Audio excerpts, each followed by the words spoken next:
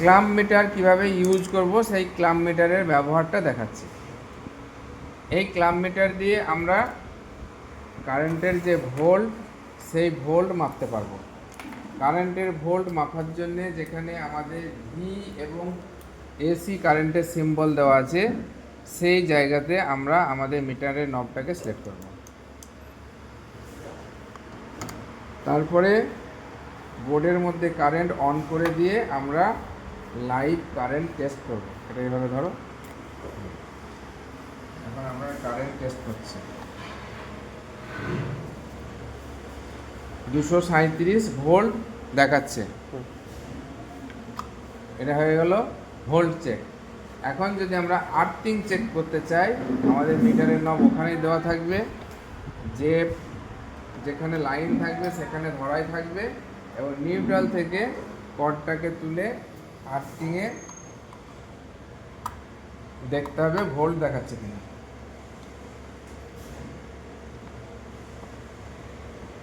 Volt দেখাচ্ছে, অর্থাৎ earthing দেওয়া ঠিক আছে।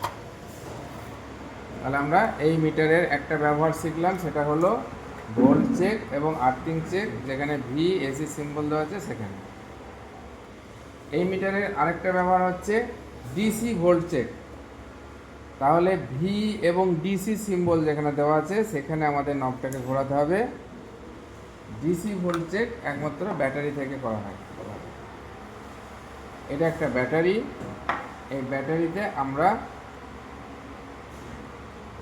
যে ভোল্ট চেক করছি এখানে 6 ভোল্ট দেখাচ্ছে, এটা হচ্ছে DC volt. DC volt check করার জন্য ভি এবং ডিসি সিম্বল দেওয়া আছে এখানে। এবার আমরা এই মিটার থেকে চেক করব এর এম্পিয়ার।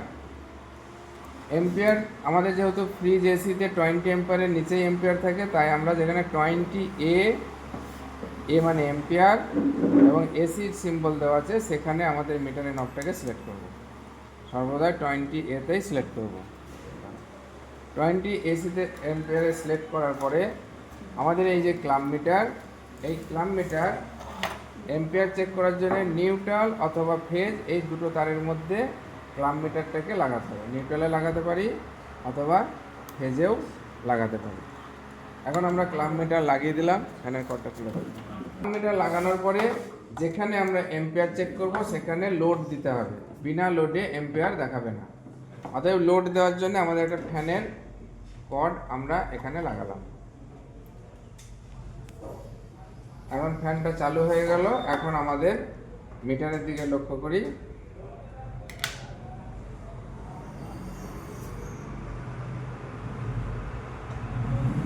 মিটারে এখন আমরা যেটা দেখতে পাচ্ছি এইটাই হচ্ছে এম্পিয়ার 0.100। এখন এই লোড বা এই এম্পিয়ার আমাদের এই ফ্যানটাতে নিচ্ছে।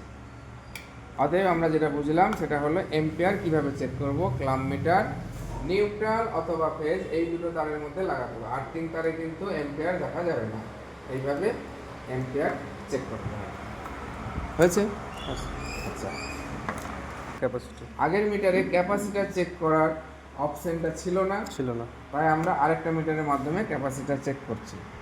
এখন যদি তোমরা একটা ভালো মিটার কেনো সেটাতে ক্যাপাসিটার চেক করা হবে। ক্যাপাসিটারের সিম্বল আমরা জানি, এইচের মতো যে এটা দেওয়া আছে এইটা হচ্ছে ক্যাপাসিটারের সিম্বল। তাহলে মিটারের নবকে আমাদের ক্যাপাসিটারের সিম্বলের দিকে ঘোরাতে হবে। মিটারের নবকে ক্যাপাসিটারের দিকে ঘুরিয়ে ক্যাপাসিটারের দুই দিকে যদি আমরা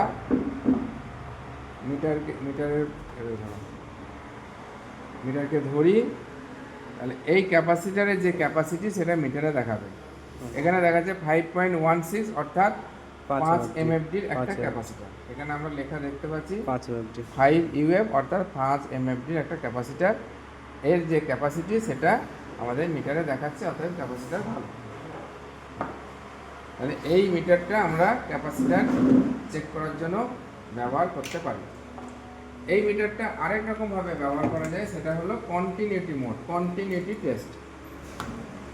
কন্টিনিউটি টেস্ট করার জন্য এই কাছাকাছি করে দেখো, কন্টিনিউটি টেস্ট করার জন্য এখানে দেখো একটা ওয়াইফাইয়ের মতন একটা চিহ্ন আছে। এই চিহ্নটা হচ্ছে কন্টিনিউটি মোডের চিহ্ন। তাহলে আমাদের মিটারের সিলেক্টর নবটাকে কন্টিনিউটি মোডের দিকে নিয়ে আসতে হবে। কন্টিনিউটি মোডের এই যে চিহ্ন, সেই চিহ্নটা ডিসপ্লেতে এখন দেখাচ্ছে না, আরেকটা চিহ্ন দেখাচ্ছে। এটাকে আমরা এই সিলেক্টর সুইচটাকে টিপলেই আমাদের কন্টিনিউটি মোডের চিহ্নটা চলে আসলো। এখন আমরা এটাকে কন্টিনিউটি হিসাবে ইউজ করতে পারবো। এই যে শব্দ হচ্ছে, এখান থেকে আমরা কি চেক করব? যদি কোনো তার চেক করি যে তারটার মধ্যে কোনো রকম ফল্ট আছে কিনা, সেটা আমরা চেক করতে পারবো। অথবা আমরা জানি না এই যে দুটো তারের কালারিং সেম, এখন এই তারটার সঙ্গে এই তারটা না এই তারটার সঙ্গে এই তারটা আমরা কিন্তু এখন জানি না, কিন্তু এই মিটার দিয়ে আমরা বের করে দেবো। যেটার সঙ্গে যার কন্টিনিউটি থাকবে সেটার সঙ্গে তার কন্টিনিউটি, তাহলে এটার সঙ্গে এইটার সঙ্গে এইটা, এটার সঙ্গে কিন্তু এইটা না। এই তারটা হচ্ছে এই তারটা, আর এই তারটা হচ্ছে এই তারটা। তুমি 1 কিলোমিটার দূরে থেকে বুঝতে পারছো তো? না বুঝতে পারলে এখানে এসে দাঁড়াও।